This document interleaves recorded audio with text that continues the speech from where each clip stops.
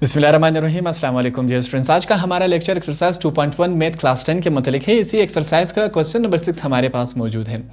देखिए हमारे पास क्वेश्चन क्या है, for what value of P the given equation has real roots. हमारे पास ये इक्वेशन है। अगर सवाल को मैं आपको आसान अल्फाज में समझा सकूँ तो मैं सवाल में हमसे क्या कहा गया है, पी की वो कौन सी वैल्यू है जिसके बाद ये जो इक्वेशन हमारे पास है वो रियल रूट्स बन जाता है। पी की वो कौन सी वैल्यू है जिसके बाद जिसको अगर हम पी की वैल्यू यहाँ पर डाल दें तो ये जो हमारे पास इक्वेशन है या एक्सप्रेशन है वो रियल रूट्स बन जाएगा।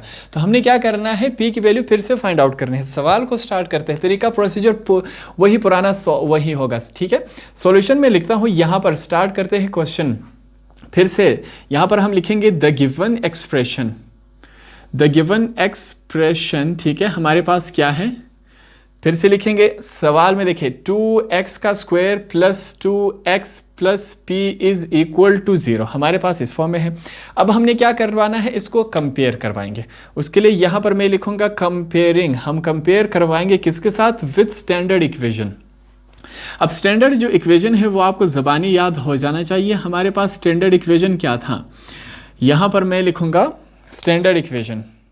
हमारे पास क्या है, ए एक्स का square plus B X plus C is equal to 0।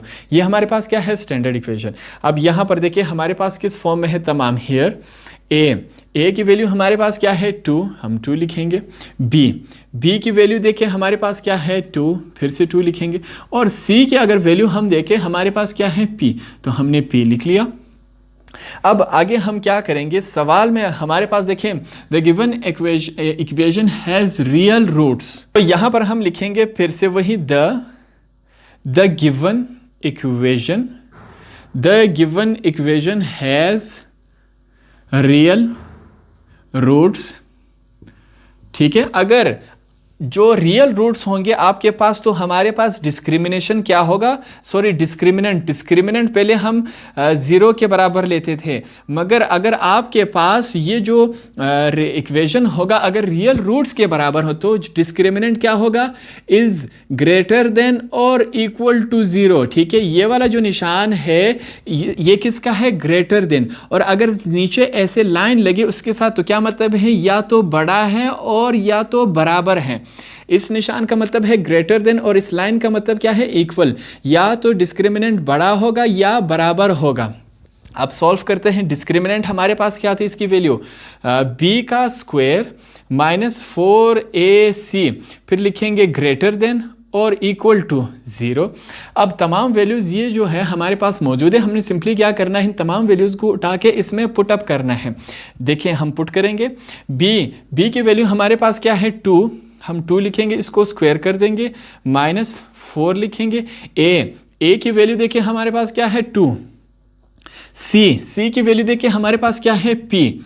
आगे क्या करेंगे, ग्रेटर देन और इक्वल टू 0। अब इसको सॉल्व करते हैं। 2 का स्क्वायर क्या होता है 4 minus 4 2 jar 8, 8 P jar 8 P. हमारे पास क्या हुआ, ये इस फॉर्म में इज ग्रेटर देन और इक्वल टू 0। अब यहां पर हम क्या करेंगे, कॉमन लेंगे। उसके लिए मैं लिखूंगा टेकिंग कॉमन लेते हैं। किस में कॉमन लेंगे, यहां पर इन दोनों में कॉमन क्या है 4, हम 4 कॉमन लेते हैं। 4 कॉमन आया, यहां पर क्या बचा 4, जब बाहर आया कुछ नहीं बचा, जहां कुछ नहीं बचता वहां हम 1 लिखते हैं। माइनस 4 2 जार 8 और p हमारे पास ये इस फॉर्म में आया। सॉरी, आगे क्या लिखेंगे हम, ग्रेटर देन और इक्वल टू 0। अब देखें फिर से मैं लिखूंगा 1 माइनस 2p ग्रेटर देन और इक्वल टू 0। अब ये जो 4 है वो इस ब्रैकेट के साथ क्या हो रहा है, मल्टीप्लाई, इज इक्वल टू की इस तरफ आगे क्या हो जाएगा, डिवाइड हो जाएगा। सॉल्व करते हैं आगे। मैंने आपको पहले भी बताया था 0 के साथ कुछ मल्टीप्लाई या डिवाइड हो जाए आंसर क्या आता है 0। 0 के साथ 4 डिवाइड हो रहा है, आंसर क्या आएगा, 0 ही आएगा। इसको आगे सॉल्व करते हैं। 1 फिर लिखेंगे ग्रेटर देन और इक्वल टू, ये जो 2p है यहां पर क्या है, माइनस है, नेगेटिव है। उस तरफ जाके क्या हो जाएगा, साइन की इस तरफ आके पॉजिटिव बन जाएगा 2p। अब आगे सॉल्व करते हैं। यहां पर मैं लिखूंगा 1 ग्रेटर देन और इक्वल टू मैं क्या लिखूंगा, सिर्फ p। अब ये जो 2 है वो p के साथ क्या हो रहा है, मल्टीप्लाई हो रहा है। ये जो 2 है इज इक्वल टू के इस तरफ आके क्या हो जाएगा, डिवाइड हो जाएगा। इस फॉर्म में आया हमारे पास। एक तो आपके पास आंसर क्या हुआ, ये हुआ। इसी को आप डिफरेंट फॉर्म में भी लिख सकते हैं। किस फॉर्म में, p इज लेस देन और इक्वल टू 1/2। दोनों का मतलब एक ही है। क्या है, p जो है या तो छोटा है या बराबर है 1/2 के। यहां पर भी हमने लिखा है 1/2 या तो बड़ा है या बराबर है p से। दोनों का मतलब क्या हुआ, p यहां पर भी छोटा है, यहां पर भी छोटा है। तो आप कोई भी आंसर लिख सकते हैं, आपका करेक्ट रहेगा।